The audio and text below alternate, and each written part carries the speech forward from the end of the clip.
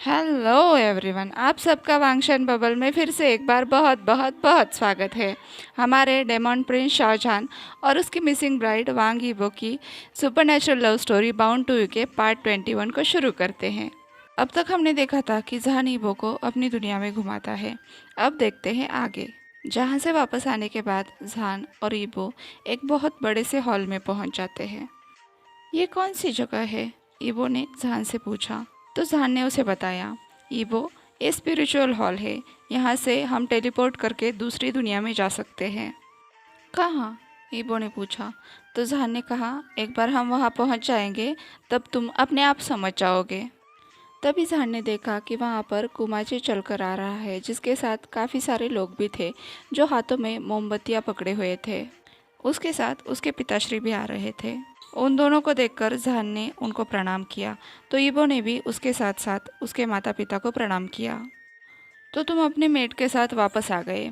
मुझे आशा है कि जिस काम के लिए मैंने तुम्हें वहाँ पर भेजा था, तुम वो सब कुछ सीख कर आए होगे। जहान के पिता राजा ऐशर ने जहान से कहा। हाँ पिताश्री, जहान ने जवाब दिया। राजा ऐशर ने ईबो के पास जाकर उसके चेहरे को सहलाया। उसके नाखून लंबे लंबे और काले थे, जिसे देखकर ईबो बहुत ज़्यादा डर गया। तुम्हारी दुल्हन उसकी आत्मा की तरह ही बहुत ज़्यादा खूबसूरत है। अब जब तुम दोनों यहाँ पर हो तो तुम दोनों को एक बंधन में बंध जाना चाहिए, राजा ऐशर ने कहा। जी पिताश्री, जहान ने जवाब दिया। बेटा, मुझे लगता है तुम्हें भी कोई परेशानी नहीं है, राजा ऐशर ने ईबो से पूछा।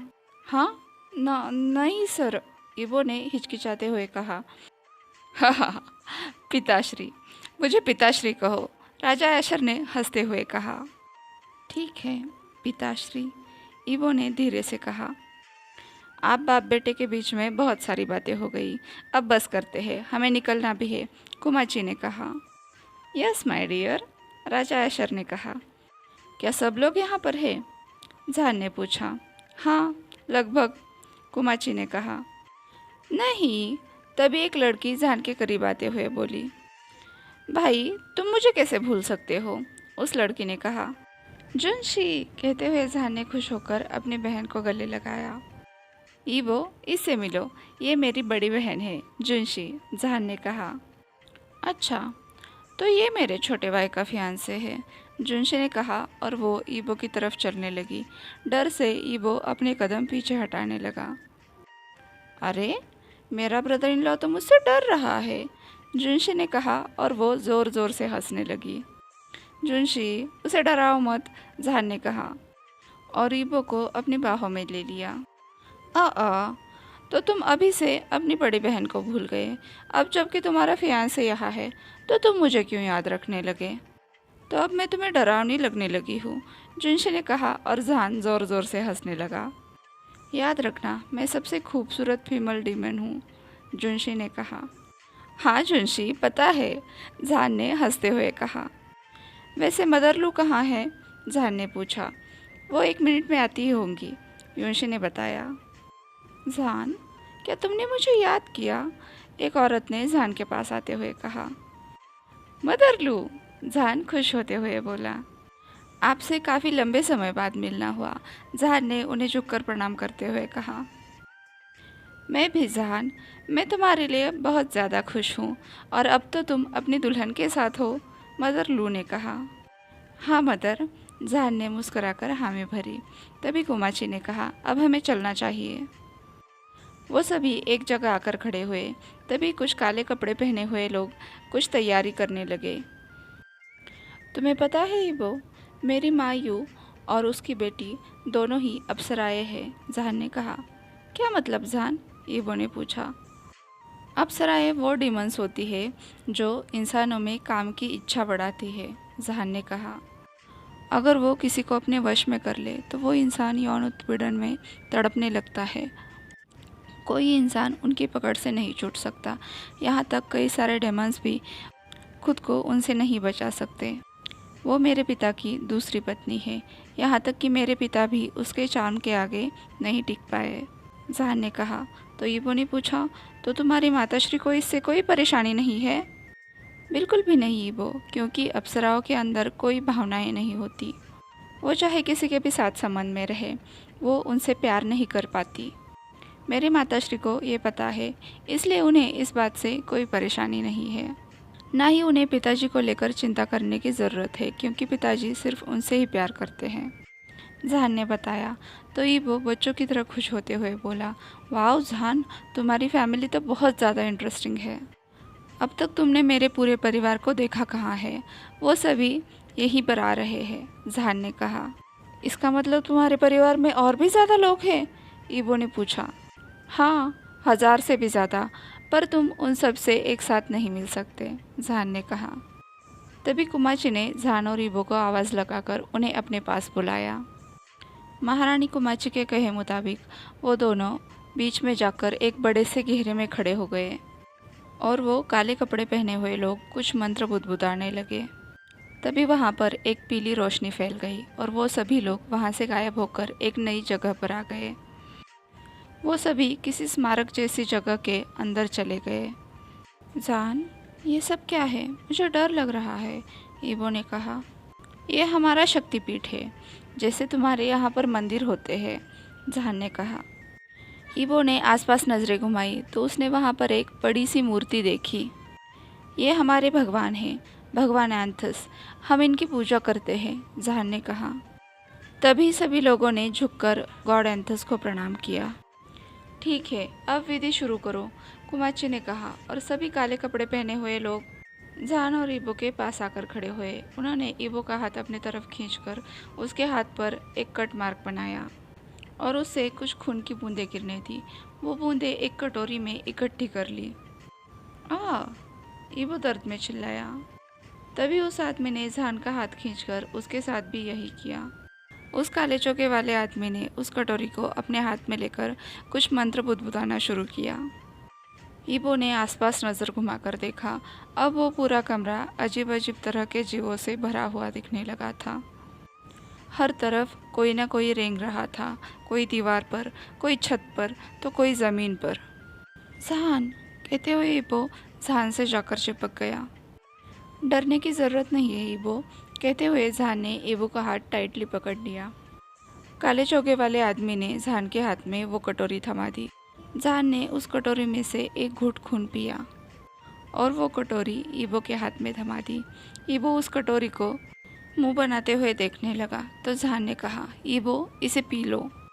बिना कुछ विरोध किए ईबो ने उस कटोरी से एक घूंट लिया और आश्चर्य से ईबो को वो बहुत ही मीठा लगा। ईबो ने वो कटोरी उस काले चोगे वाले को वापस दी तो उसने जहान को ईबो को मार्क करने को कहा। जहान ईबो की तरफ मुड़कर देखने लगा। उसने कहा, ईबो, तुम्हें थोड़ा सा दर्द होगा, क्या तुम सह लोगे? तो ईबो ने हाँ में सर हिलाया। जहान ने अपने नाखून बाहर निकाले और ईबो के गर्दन पर एक नाखून चुभाया। मौन करके ईबो ने जहान के कपड़ों को टाइटली पकड़ लिया। ईबो के गर्दन से अपने नाखून को निकालने के बाद जहान ने उस जगह पर हल्के से लिक किया। तभी ईबो के गर्दन पर एक निशान उभर कर आया। उस काले चोगे वाले आदमी ने ये घोषणा की कि जहान और ईबो की शादी अब संपन्न हो चुकी है। जहान ने ईबो की तरफ देखा, उसके हाथ अपने हाथों में पकड़ लिए। आखिरकार तुम सच में मेरी पत्नी बन गए हो, जहान ने ईबो से कहा। ये बात सुनते ही ईबो तुरंत शर्मा गया। तभी वहाँ पर काफ़ी सारे बच्चे आ गए, जिसमें से एक लड़के ने कहा, भाई, अब हमें आपकी पत्नी से मिलने दो। हाँ भाई, वैसे हमें माफ़ करना, हमें थोड़ी सी देर हो गई, एक और लड़की ने कहा। हाँ भाई, हम थोड़े से व्यस्त थे, एक लड़के ने कहा। ठीक है ईबो, इनसे मिलो, ये सभी मेरे भाई बहन हैं, जहान ने कहा। ईबो बड़ी बड़ी आंखों से उन सबको घूरने लगा, क्योंकि वो कम से कम 25-30 लोग तो होंगे। नी हाओ साओजी, सभी एक साथ चिल्लाए। ईबो उनकी तरफ देखकर ज़बरदस्ती मुस्कुराया और फिर जहान की तरफ देखने लगा। जहान को पता था ईबो बहुत ही ज़्यादा थक चुका है। चलो, आप सभी उससे बाद में मिल लेना, अभी उसे आराम करने दो, जहान ने सबसे कहा। ठीक है भाई, हम फिर से आकर अपने सावजी से मिलेंगे, कहते हुए वो सभी हवा में गायब हो गए। जहान, तुम्हारे इतने सारे भाई बहन क्यों हैं? ईबो ने पूछा। वो सब पिताजी के खून से पैदा हुए हैं, बस मैं ही उनका असली वारिस हूँ, जहान ने कहा। ईबो ने हाँ में सिर हिलाया। फिर उसने कहा, पर वो सब मुझसे मिलने के लिए इतने उतावले क्यों थे? क्योंकि तुम मेरी वाइफ ही हो, जहान ने कहा तो ईबो ने पाउट किया। तभी कुमाची ने कहा, जहान मेरे पीछे आओ। तो ईबो और जहान उसके पीछे जाने लगे। वो बहुत ही खूबसूरत लाल रंग के गलियारे से गुजर रहे थे। ईबो आश्चर्य से उन खूबसूरत खंभों को ताक रहा था। थोड़ी देर बाद वो सभी एक सिंहासन के पास पहुंच गए। कुमाची ने जहान और ईबो को उस सिंहासन पर बैठने के लिए कहा। राजा ऐशर ने आगे बढ़कर जहान के सर पर मुकुट रखा और उसकी ताजपोशी की। साथ में एक और मुकुट ईबो के सर पर भी रखा। अब से मैं ये घोषणा करता हूँ कि ये डिमॉन राज्य के नए राजा और रानी हैं, ऐशर ने घोषणा की और सभी आत्माएं अजीब सी आवाज़ में चिल्लाने लगे। इतनी सारी अजीब आवाज़ें सुनने के बाद ईबो जहान से चिपक कर बैठ गया और जहान ने मुस्कुराकर अपना हाथ ईबो के कंधे पर डाला। आखिरकार उनके शादी के बाहर के रिचुअल्स अब पूरे हो गए थे। जहान, अब तुम अपने कमरे में जाओ और बाकी के रिचुअल्स पूरे करो, कुमाची ने जहान से कहा। तो जहान ने हाँ में सिर हिलाया। क्या अब भी और रिचुअल्स बचे हैं?